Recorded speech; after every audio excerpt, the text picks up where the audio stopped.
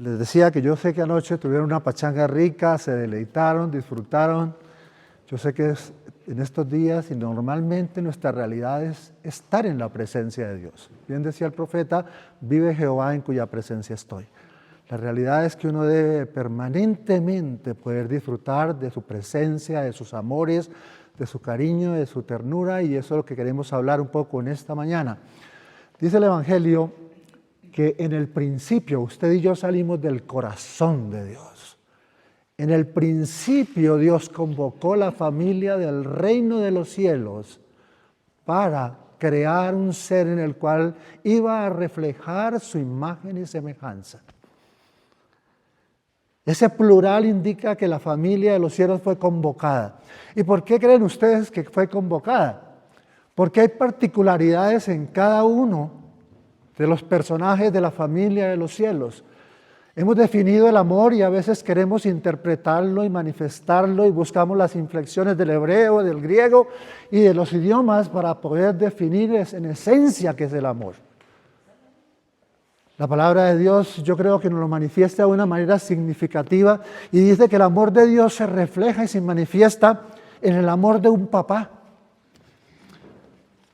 Todos necesitamos de la paternidad de Dios, del cariño de Dios, de la ternura de un papá, del acompañamiento, de la provisión, de la dirección, de la guía de un papá.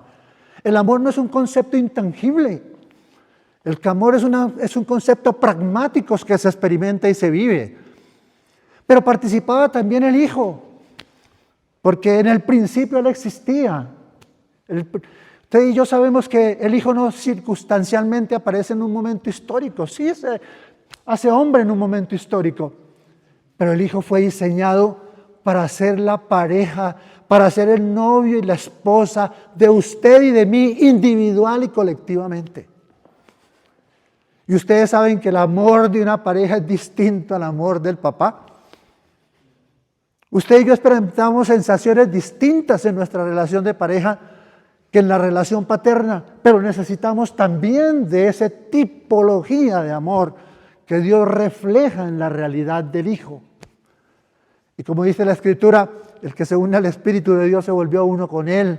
Usted y yo necesitamos experimentar esa unidad, esa realidad que el Espíritu Santo nos permite experimentar y disfrutar de la realidad de la paternidad de Dios y de la paternidad del Hijo y de la paternidad del Espíritu Santo.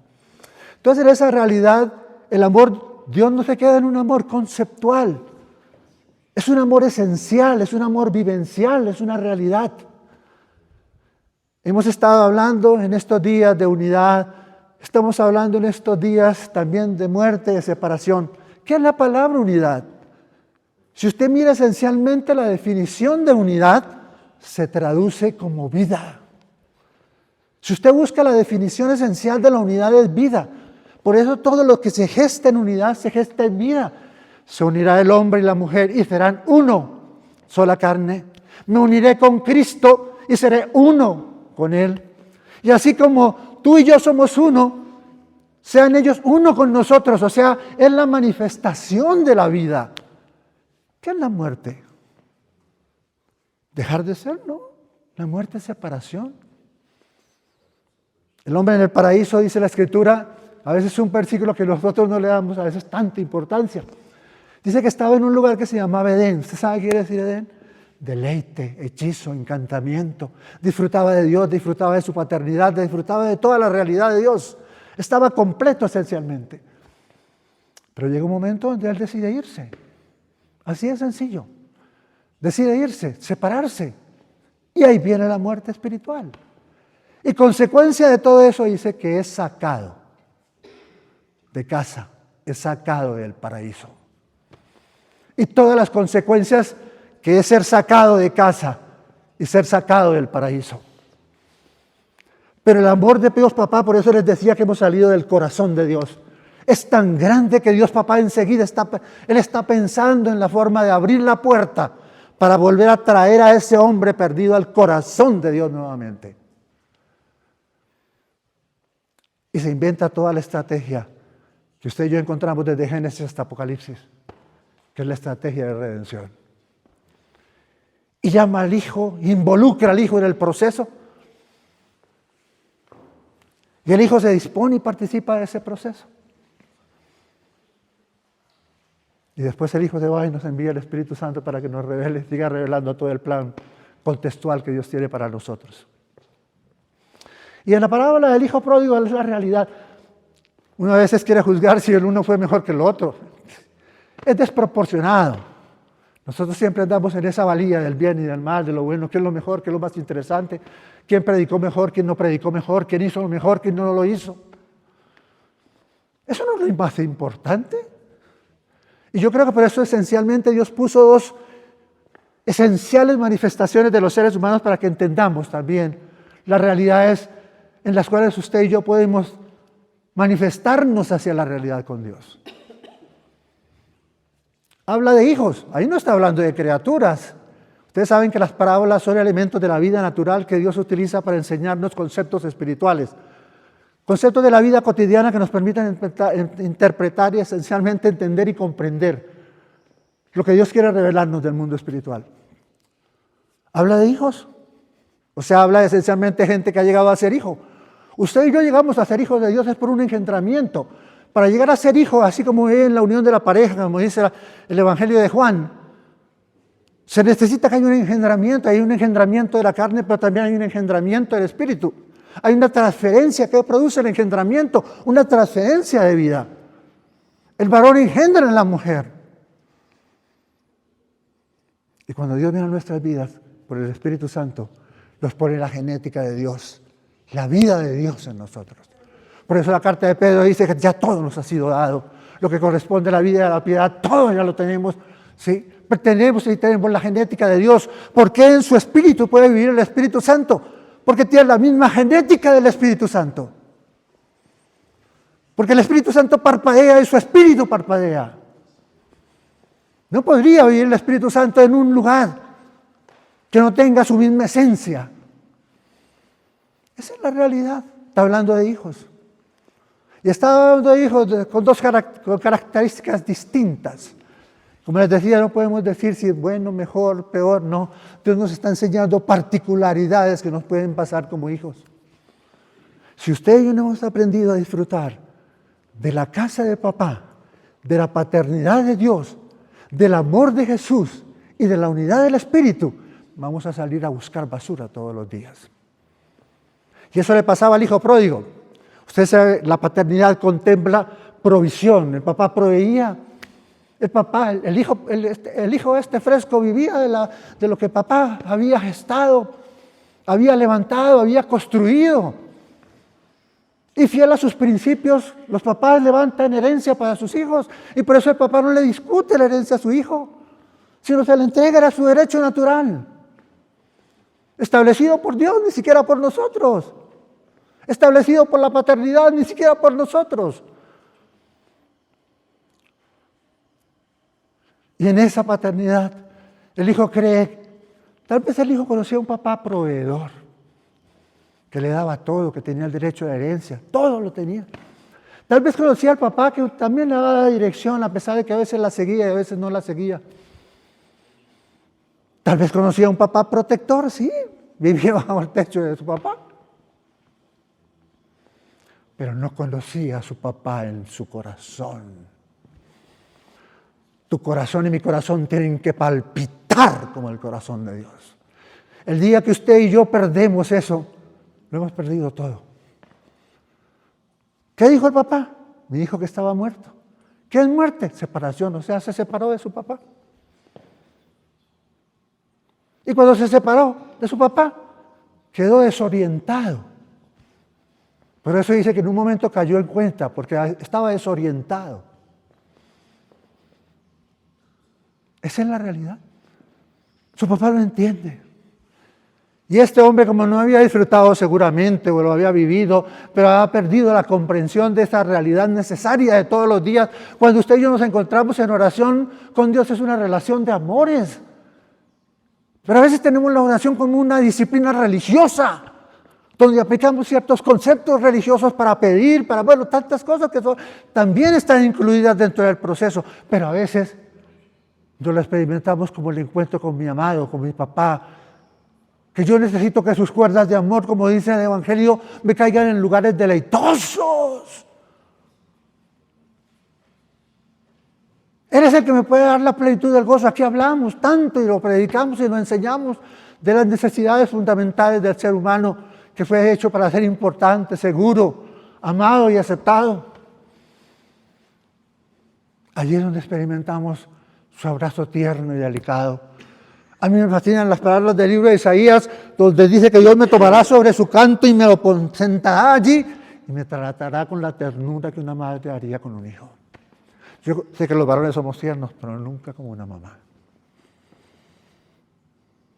Y Dios es tierno, y papá es tierno, y papá es delicado, y papá es amoroso, y papá cuida, y papá provee, y yo me puedo aferrar a sus brazos, a su canto y a su cuello.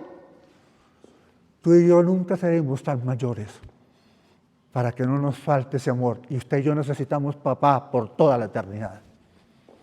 Usted y yo necesitamos de pareja por toda la eternidad. Jesús es nuestro amado por toda la eternidad.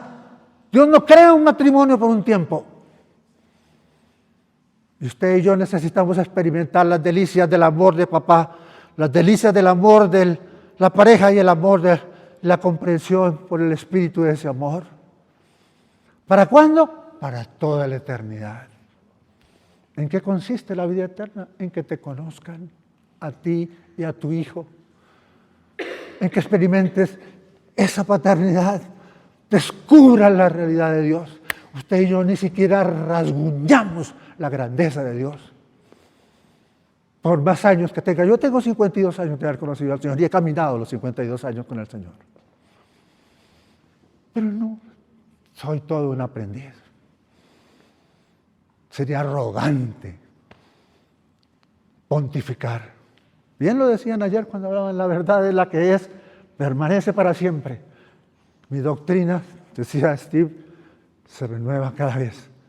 Yo tengo que decirles que mi comprensión de Dios a la edad que tengo de haber caminado con Dios en ese tiempo es distinta a la que cuando comencé. Esto que estoy contando es lo que dice el Evangelio de Juan. Lo que he visto, he oído, he tocado y he palpado, eso es lo que hablo. Yo no quería venir a traer aquí un mensaje teológico, no me interesa. No me interesa.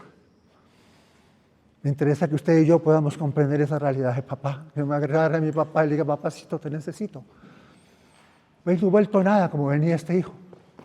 ¿Saben una cosa? Ya lo compartía a Luz Miriam. Yo le dije a Luz Miriam, usted se copió el mensaje. ¿Qué fue lo primero que hizo su papá? Abrazarlo, besarlo, es lo primero. Muchas veces hemos hablado de la capa, del anillo, de las sandalias. Hoy quisiera hablar únicamente de eso, del abrazo y del beso. Eso era lo que ese hijo necesitaba. Por ser hijo lo tenía todo y seguiría teniendo los derechos toda la vida. Uno deja de ser hijo por que me haya separado de mi papá, no dejo de ser hijo de él. Tengo la genética de él. Uno no es hijo por ser digno. ¡Qué tontera la que él traía en su cabeza! Ustedes ven que el hijo pródigo se fue buscando otras cosas porque no había disfrutado de la realidad que había. Ni había disfrutado de su papá, ni la realidad completa de lo que era estar en la casa paterna. No era consciente de eso, por eso tuvo que salir a buscar basura. Y a veces nos pasa eso como hijos, tenemos que salir a buscar basura porque creemos que en mi papá no encuentro eso. Y la palabra de Dios nos invita a encontrar esas realidades del amor paterno y de la realidad de Jesús, del amor de Jesús. Abrázame, atráeme y en pos de ti correré, dice la Escritura. Bésame con los besos de tu boca, que es el beso más íntimo de una pareja. Porque yo soy tuyo y tú eres mío. ¿Esa es una realidad de Jesús para ti? Y para mí, yo el primero. Si no es esta realidad, estamos aprendiendo seguramente. Solamente no estoy juzgando lo que haya pasado, lo que está pasando y lo que pasará. Estoy hablando de lo que dice la Escritura, que estoy llamado a disfrutar, a entenderlo y a comprenderlo para que lo pueda vivir y creer.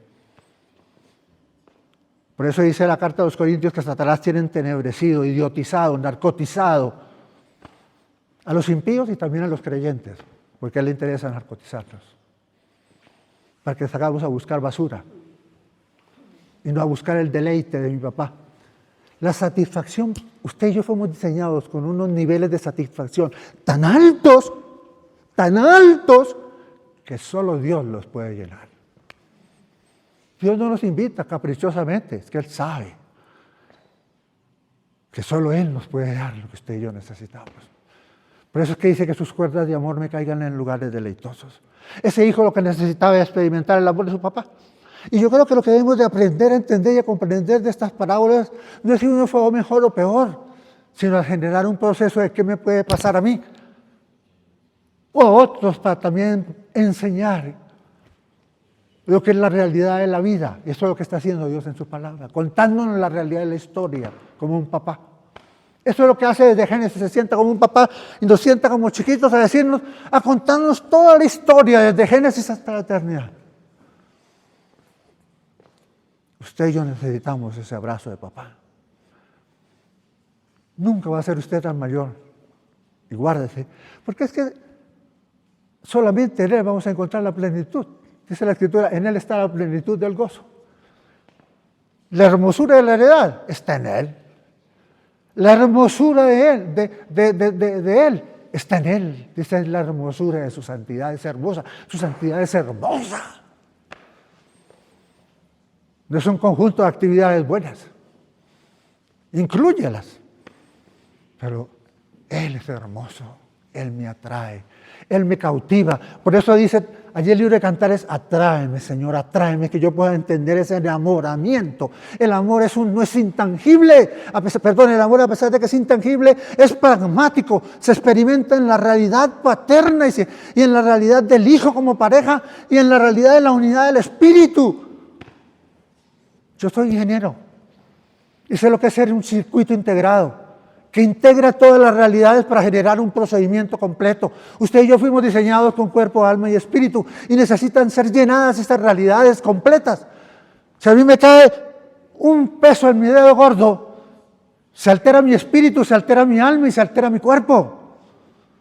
Nosotros somos dados a segmentar para entender y comprender y es válido.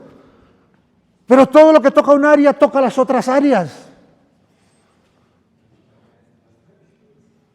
Entonces la palabra de Dios nos enseña nuestro diseño, para que en nuestro diseño aprendamos a encontrar lo que Dios ha preparado de antemano para nuestro diseño, la realidad. De ahí la importancia de entender ese amor. Si usted y yo no entendemos ese amor, ni siquiera nos amamos a nosotros mismos y menos vamos a amar a otros. Menos. Es una carreta que nos inventamos. A veces nos narcotizamos aún con el Evangelio cuando el Evangelio no se vuelve una vida para nosotros.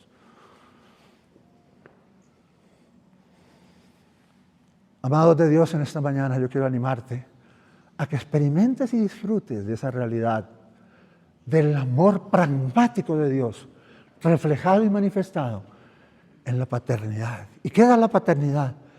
Protección, provisión, dirección, cuidado, ternura, amor. ¿Por qué? Porque Dios es amor. Y hizo un ser a su imagen y semejanza. Usted y yo necesitamos experimentar la realidad del amor. ¿Pero dónde se experimenta? En la realidad de mi relación con Dios como papá y experimentar esa realidad como papá. En la realidad de mi relación con Dios con Jesús, como mi amado, como mi novio y mi amado esposo. Yo soy tuyo y tú eres mía. Se ha mudado el invierno, vino la primavera del Espíritu, el canto de la tórtola ha llegado. ¿Es eso para ti, para mí, la realidad del amor? Pues espérame, es una historia, un poema de Rafael Pombo, o de un buen escritor como García Márquez, o un discurso teológico, del cual estamos todos los días oyendo. Y anda por aquí, sale por aquí. Por eso la fe es confrontar que lo que Él dice yo lo pongo en práctica y produce resultados. Eso es fe. Fe no es psicosearme ni concentrarme, eso es otra cosa. Fe es que Él me dice, yo soy tu papá, ven a mí, hijo mío. Tú necesitas de mis abrazos, ven que yo quiero abrazarte. Y a pesar de que Dios todo lo tiene, Él necesita abrazarnos. Así le suena un poco que es contradictorio contra su teología. ¿Usted ha sido papá?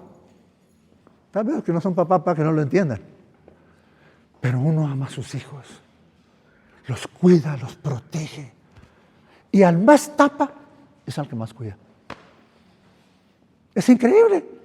Al más tapa es al que uno lo protege más. ¿Por qué? Porque es el que más necesita. O sea, al más necio. Necio. O sea, al que hace más cosas inadecuadas. Sí. Entonces, hijos de Dios, mire, Dios ha reflejado en todo lo que ha hecho su propia realidad. Por eso nos hizo su imagen y semejanza. ¿Usted cree que fue casual que Dios diseñara la pareja? ¿Usted fue casual que Dios diseñara la relación sexual? ¿Dónde se viven las mayores pasiones del amor? Se unirán los dos, serán una sola carne. ¿Dónde se llega a ser uno? En la unidad de la pareja. ¿Y sabe qué dice la carta a los Efesios después de que dice eso? Y este misterio, así es Cristo con la iglesia. O sea, tomó una parábola de la relación sexual del hombre y la mujer para entender y comprender lo que es la identidad y lo que es la unidad, para enseñarnos que ocurre lo mismo con Cristo cuando Él mira mi corazón. Él me transfiere, así como el hombre le transfiere todos los fluidos, todas las emociones a la mujer y la mujer al hombre, y dejan de ser dos y se convierten en uno, así también cuando Cristo viene a mi vida me transfiere todo lo que es de Él. Me transfiere su santidad. A Dios no le sirve sino la santidad de Dios, por eso que tuvo que venir Dios mismo a tomar ese puesto. A Dios no le sirve sino la justicia de Dios, por eso tuvo que ser Jesús Dios para venir, para cumplir con esa realidad de el que los iba a reemplazar. Entonces Dios me transfiere su santidad, Dios me transfiere su justicia, Dios me transfiere la mente de Cristo, Dios me transfiere todo lo que es Él. Dejamos de ser dos con Jesús y nos volvimos uno. ¿Qué es el principio de la unidad? Vida, se gestó vida. ¿Qué perdió el hombre en el paraíso cuando fue echado? Vida. No sea que tomes el árbol de la vida y vida para siempre. Qué interesante, hijo de Dios. ¿Cuántos principios hay allí para enseñarnos pragmáticamente una realidad de lo que es el amor y cómo se manifiesta y cómo Dios lo revela? Usted y yo no necesitamos sugestionarnos. Tenemos que venir, como dicen, somos vulnerables y necesitados para buscar esas realidades en que me puede llenar en los estándares con el cual fui diseñado, que es Dios mismo. Y ese hijo fue lo que experimentó. Ahora, chiquito, eres mío, sigue siendo mi hijo. Tú nunca dejarás de ser hijo. Después de que eres engendrado, Dios es un papá responsable. Y el que me engendró fue Él, no fui yo. Yo soy un hijo engendrado. ¡Engendrado! A mí no me vengan a echar historias teológicas. A mí el Espíritu Santo puso la genética de Dios. Y no dejaré de ser hijo nunca.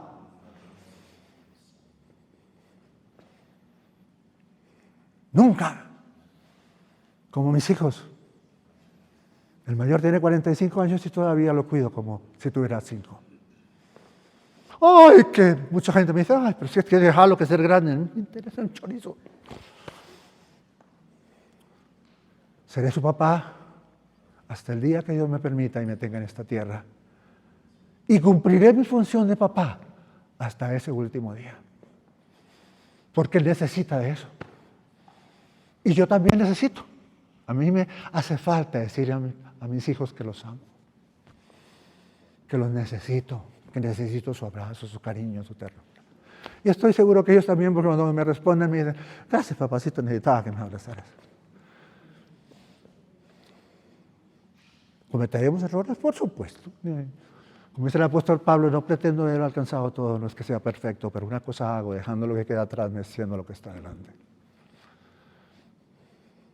Todo podrá faltarme, pero no me puede faltar Él.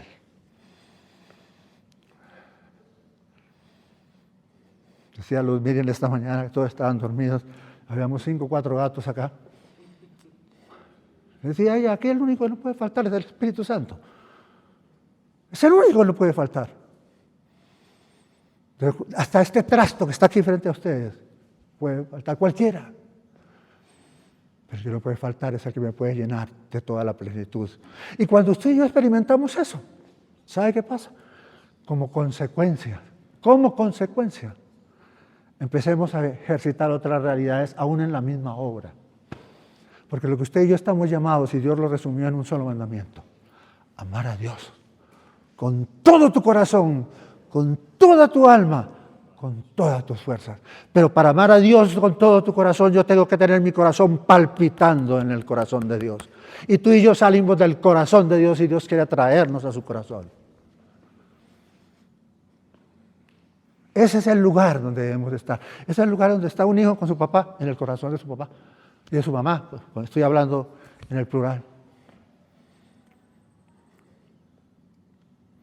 Entonces, amados, yo creo que la mayor esencia y ese de volver a casa es saber que allí está nuestro lugar. No es el lugar del EC,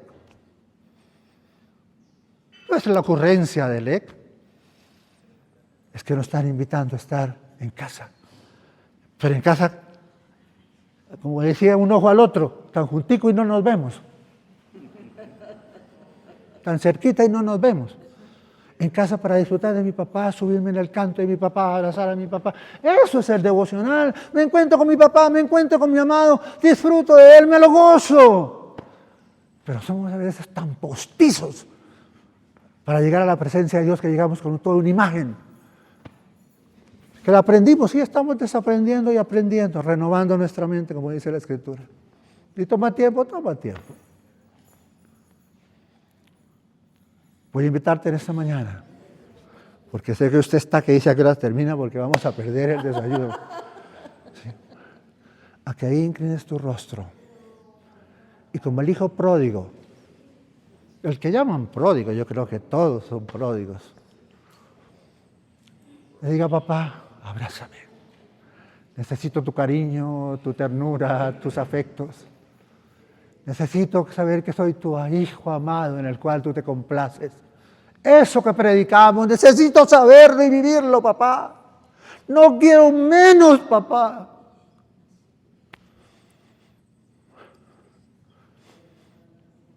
Necesito tu amor, tu ternura, tu cariño, tu afecto, papacito. Como dice Romanos, eres mi papacito.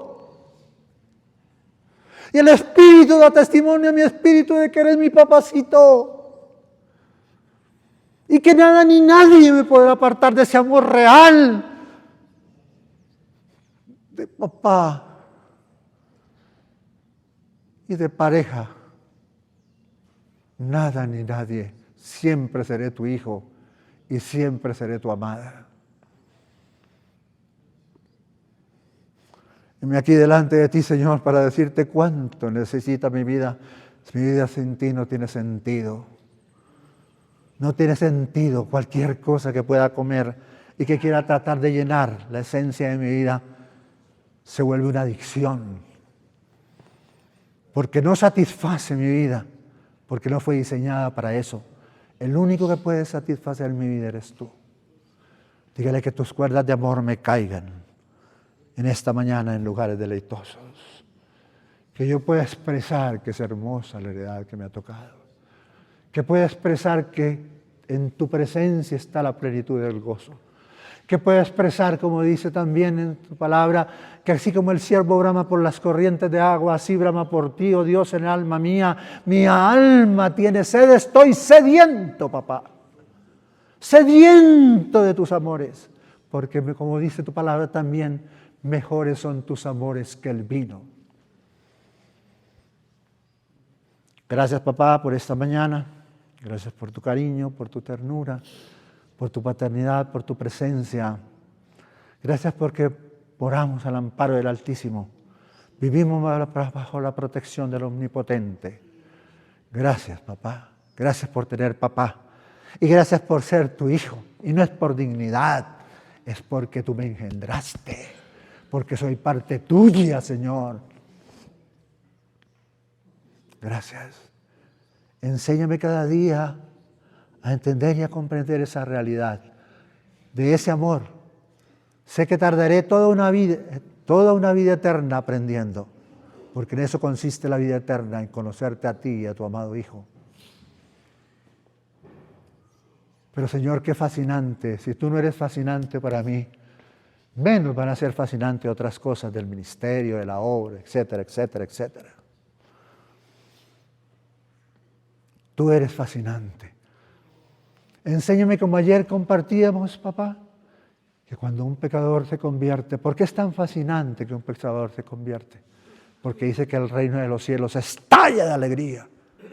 La gran pregunta, usted y yo nos estallamos de alegría cuando un pecador se convierte. No entendemos todavía ni comprendemos ese proceso de una eternidad sin Dios y una eternidad con Dios.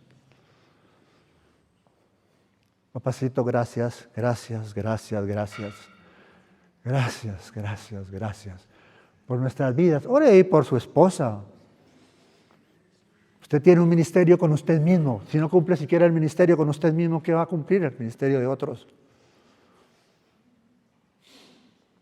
Ore por su esposa, por su vida de matrimonio. Ahí está su ministerio también. Tal vez cuando llegue al reino de los cielos, primero Dios te va a preguntar, es por tu esposa y por tus hijos y por tu familia. Después seguirá el orden.